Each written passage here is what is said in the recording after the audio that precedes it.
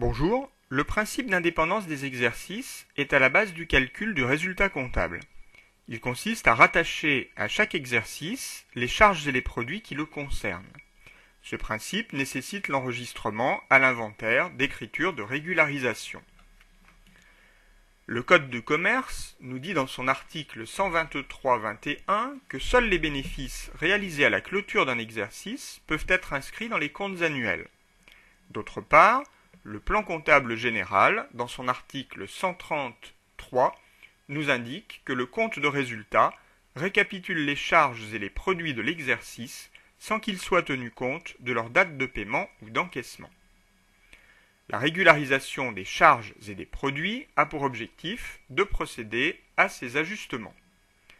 Ces régularisations consistent soit à comptabiliser les charges et les produits qui n'ont pu l'être pendant l'exercice faute de pièces comptables justificatives, soit à effacer de la comptabilité les charges ou les produits enregistrés pendant l'exercice, mais qui concernent les exercices suivants.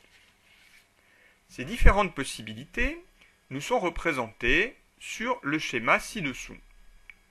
La première question que nous devons nous poser est la suivante. L'opération concerne-t-elle en partie au moins l'exercice suivant, c'est-à-dire l'exercice N+1 ? Si la réponse est non, aucune écriture ne devra être enregistrée en comptabilité au titre des régularisations. Si la réponse est oui, nous devons nous demander si l'opération concerne un produit ou une charge de l'entreprise. Dans cette leçon, nous supposerons qu'elle concerne un produit. Ce produit a-t-il été enregistré en comptabilité? Autrement dit, l'entreprise avait-elle une pièce comptable justifiant l'écriture? Si la réponse est oui, nous devrons enregistrer un produit constaté d'avance. Dans ce cas, la TVA a été enregistrée au moment de l'enregistrement de la pièce comptable. Par conséquent, l'écriture de régularisation ne contiendra pas de TVA.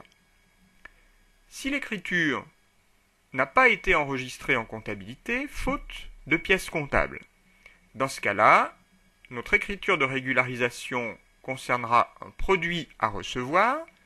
La TVA n'ayant pu être enregistrée, l'écriture de régularisation l'enregistrera, mais dans un compte d'attente, puisque l'entreprise n'a pas de pièce justificative. Nous allons présenter ces différents cas en les illustrant par les exemples suivants.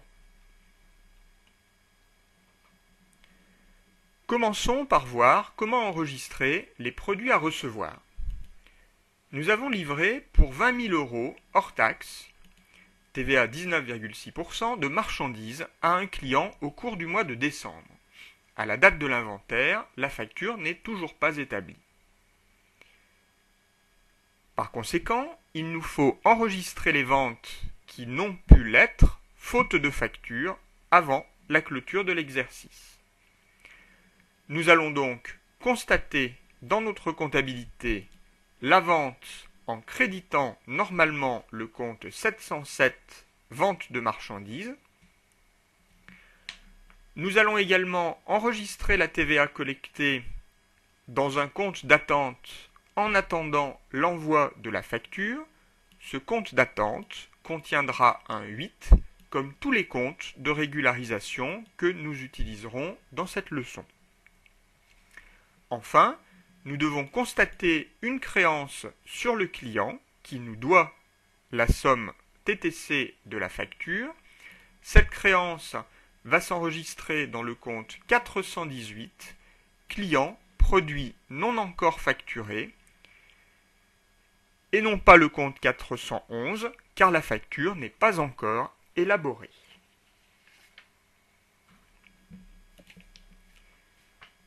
Voyons maintenant le cas des produits constatés d'avance. Nous avons facturé pour 10 000 € hors taxe de marchandises, TVA 19,6%.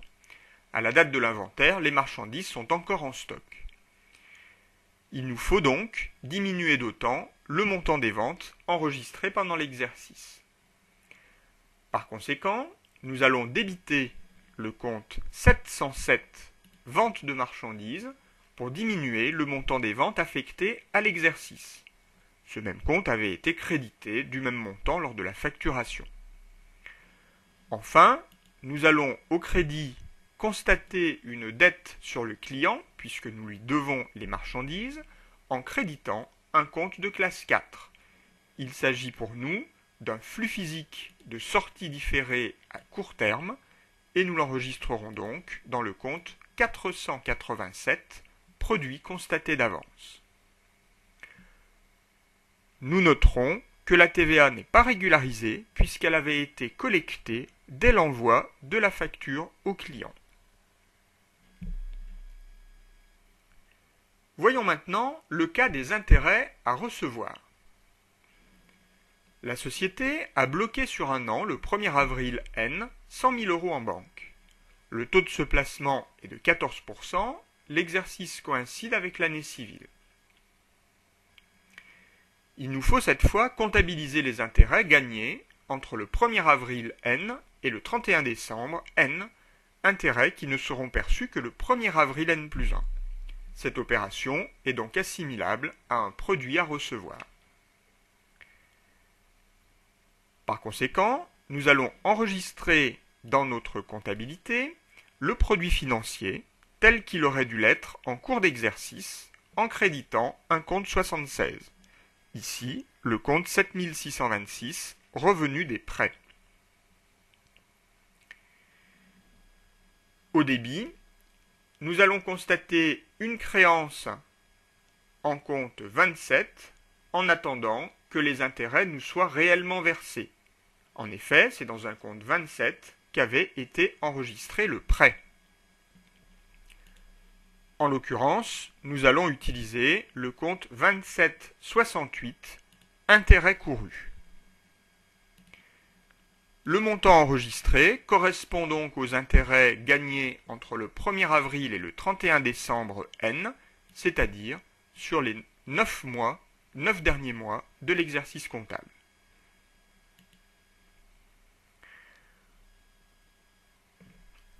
Voyons enfin le cas des rabais, remises et ristournes à obtenir.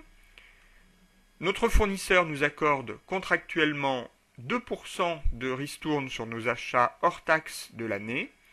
À l'inventaire, l'avoir correspondant ne nous est pas parvenu. Nous évaluons cette ristourne à 2 000 € hors taxes, TVA 19,6%. Ici, il va nous falloir diminuer le montant des achats que nous avons enregistrés pendant l'année du montant de la ristourne qui les concerne. Par conséquent, nous allons utiliser le compte 609 rabais, remise, ristourne obtenue sur achat.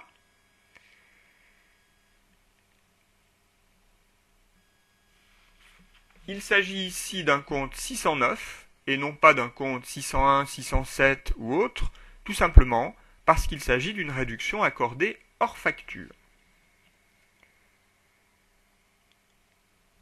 Nous allons également enregistrer, régulariser la TVA sur la facture non parvenue en créditant le compte 44 58 6, taxe sur le chiffre d'affaires sur facture non parvenue. Enfin, nous allons diminuer le montant de la dette sur le fournisseur en débitant un compte commençant par 40. Plus précisément, ce fournisseur doit une somme d'argent à notre entreprise, d'où l'utilisation d'un compte 409 fournisseur-débiteur. La présence du chiffre 8 dans le numéro du compte marquera la spécificité de l'opération.